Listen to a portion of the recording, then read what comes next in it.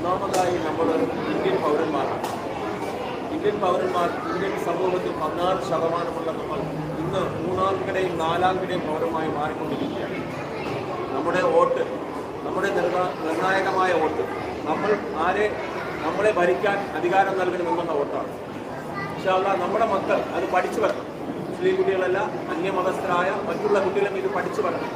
ഇതുപോലുള്ള മദ്രസയും മറ്റുള്ള ദീനീ സംവിധാനങ്ങളും മതസംഘടനകളുടെ സംവിധാനങ്ങൾ കക്ഷി രാഷ്ട്രീയ സംഘടനാ പക്ഷഭേദത്വമില്ലാതെ ഇവർ വോട്ട് ചെയ്യുവാനും വോട്ടേഴ്സ് ആണെന്നുള്ള ബോധം നൽകുവാനും അവർ തെരഞ്ഞെടുക്കുന്ന ആൾക്കാർ തന്നെയാണോ, അവർ വോട്ട് നൽകിയ ആൾക്കാർ തന്നെയാണോ അവരെ ഭരിക്കുന്നത് എന്ന് അറിയാനുള്ള അവരുടെ ആകാംക്ഷയും അവരുടെ അറിവ് നേടണം എന്നുള്ള ലക്ഷ്യത്തോടു കൂടിയാണ് ഇൻഷാ അല്ലാഹ് ഞങ്ങൾ ഇങ്ങനെയുള്ള സംവിധാനം ഒരുക്കിയിരിക്കുന്നത്.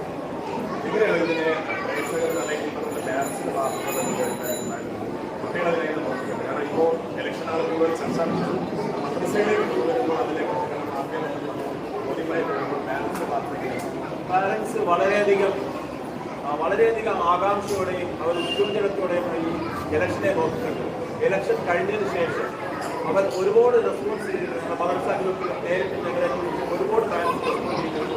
വളരെ നല്ലൊരു ആകാംക്ഷയും ഉത്തേജകപരവുമായ ഒരു റിസൾട്ടാണ് കുട്ടികൾ വളരെയധികം അവർക്ക് ഒരു എനർജി ഉണ്ടായി, അവർക്ക് വലിയ താല്പര്യമുണ്ടായി, അവർ നല്ല എഫക്റ്റീവായിട്ടുള്ള പെരുമാറി വളരെ സന്തോഷത്തോടെ അവർ ഈ ഇലക്ഷനിൽ പങ്കെടുക്കുകയും ഉദ്ദേശിക്കുകയും ഇലക്ഷനിൽ നടന്ന കാര്യങ്ങൾ അവർ രക്ഷകർത്താക്കളെ അറിയിക്കുകയും ചെയ്തു എന്നാണ് രക്ഷകർത്താക്കൾ ഞങ്ങളോട് അറിയിച്ചിട്ടുള്ളത്.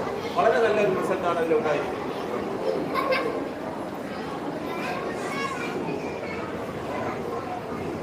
എന്നാലും പ്രേക്ഷകർ ഈ കേട്ടതുപോലെ തന്നെ ഇന്ന് നമ്മുടെ വളരെയധികം ചർച്ചാ വിഷയമായിരിക്കുകയാണ് ഈ ഇലക്ഷൻ സിസ്റ്റം.